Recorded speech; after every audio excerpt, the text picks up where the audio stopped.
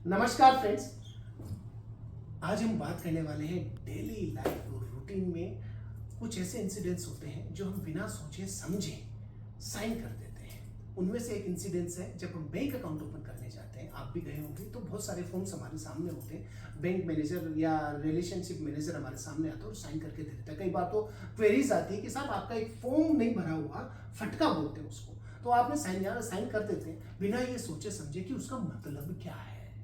आपको मैं बता दूं, जो हमारा डिस्कशन हुआ तब मेरे को भी पता लगा वो फॉर्म सीबीडीटी की जो इन्फॉर्मेशन है, सीबीडीटी यानी central board of direct taxes government of India को चाहती है और उसी के बेसिस पे बाहर अदर कंट्रीज में वो इन्फॉर्मेशन शेयर होती है और नोटिस आते हैं। तो आप इतना इजी मत लीजिएगा, जहां भी साइन कर रहे हैं तो 2 बार सोचिएगा जरूर पहले। मैं आपका परिचय करवाता हूँ एक ऐसी शख्सियत से जो हमारे पास और हमारे सामने बैठते हैं। आप सोच रहे होंगे एक बड़ा यंग सा बंदा, मासूम सा बंदा आज वीडियो में है, और बताने वाले हैं। मैं आपको बता दूं, हमारे एक राजस्थान में कहावत है, गुड़ का लाल। ये इन पे बिल्कुल चरितार्थ होती है। मतलब होता है देखने में तो साधारण परंतु बहुत गुणवान व्यक्ति। तो ये आपको फिर मैं आगे बता देता हूं। इनका जो नॉलेज बेस है ये अभी E&Y यानी अर्नेस्ट एंड यंग, जो कि आप खुद भी जानते होंगे बिग 4 जो कंपनीज हैं हमारी फाइनेंशियल फर्म्स, उनमें एक नाम है E&Y का। उनकी तरफ से कंसल्टिंग करते हैं financial sectors, financial insurance sector, बहुत सारी, उनमें से फटका कंप्लायंस भी एक होती है। हम उस पर ही बात करने वाले हैं। तो प्रदीप जी, बहुत बहुत स्वागत है आपका।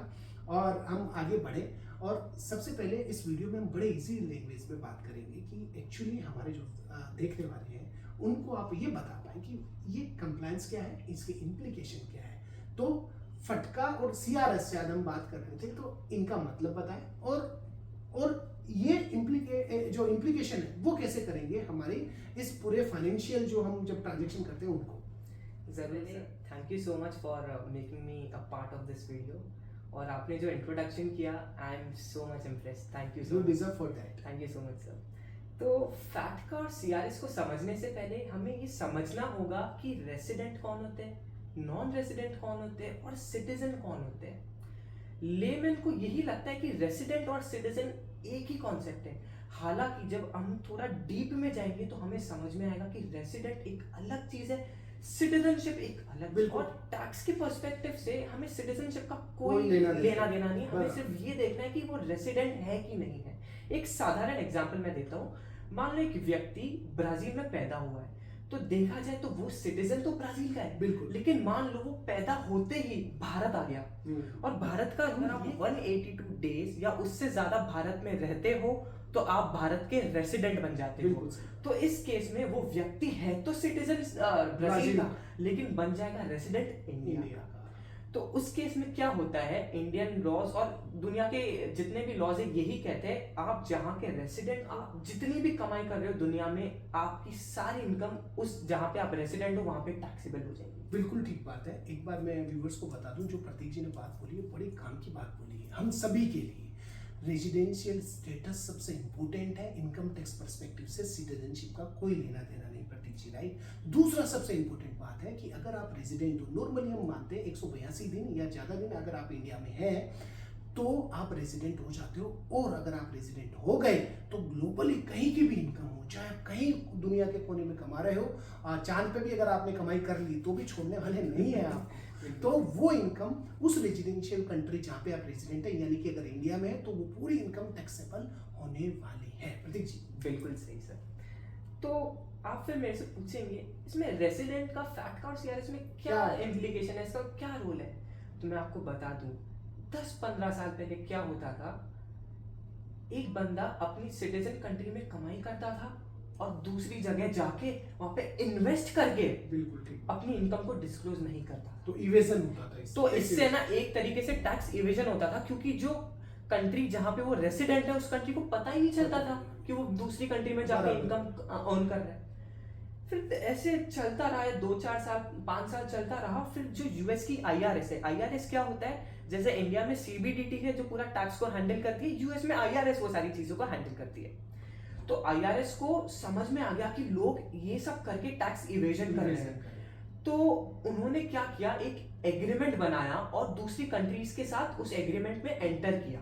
और उन कंट्रीज को बोला कि हम आपको आपके जो भी जितने भी Resident. आपके रेसिडेंट्स या सिटीजन्स हैं, हम उनका डिटेल आपको देंगे, और आप जितने भी हमारे Okay. रेसिडेंट और सिटीजन हैं, आप उनका डेटा हमको दो। वाइस वर्सा दोनों तरफ से होना चाहिए, इसलिए एग्रीमेंट, और ये या तो ट्रीटी बोल सकते हैं इसको। हाँ।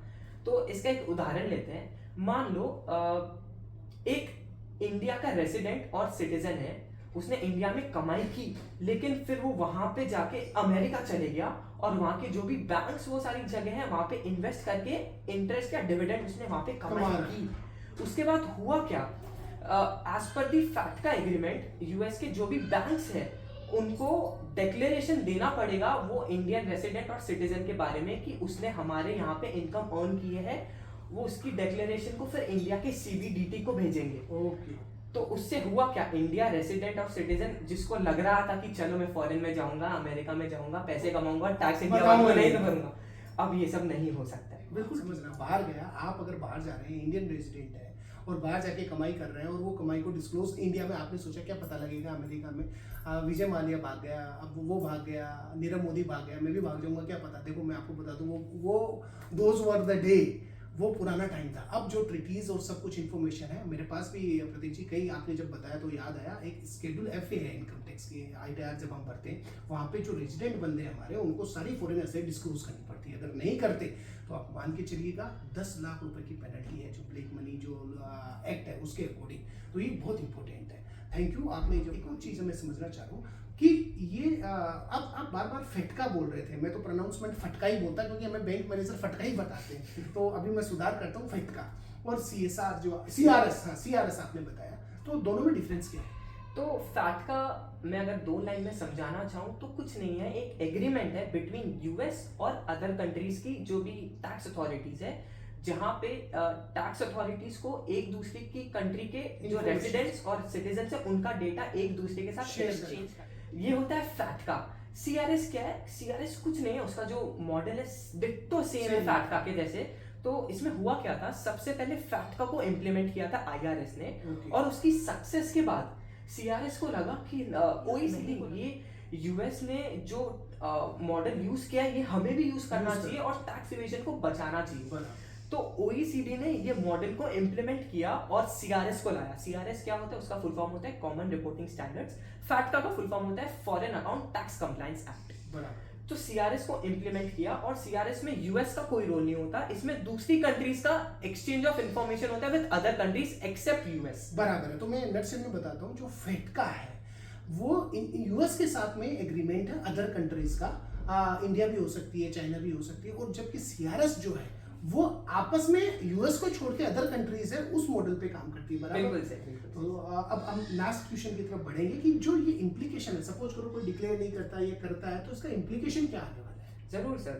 तो देखा जाए फैटका और सीआरएस 4 फाइनेंशियल इंस्टीट्यूशंस को एप्लीकेबल होती है एज पर दी रूल्स, और वो 4 इंस्टीट्यूशंस है। एक तो सबसे पहले कस्टोडियल एंटिटीज जो सीडीएसएल एनर्जी करेक्ट, एक तो वो हो गई, वो जो भी डेटा मेंटेन करते हैं उनको इंफॉर्मेशन शेयर करनी। एक हो गया depository entities which is banks basically.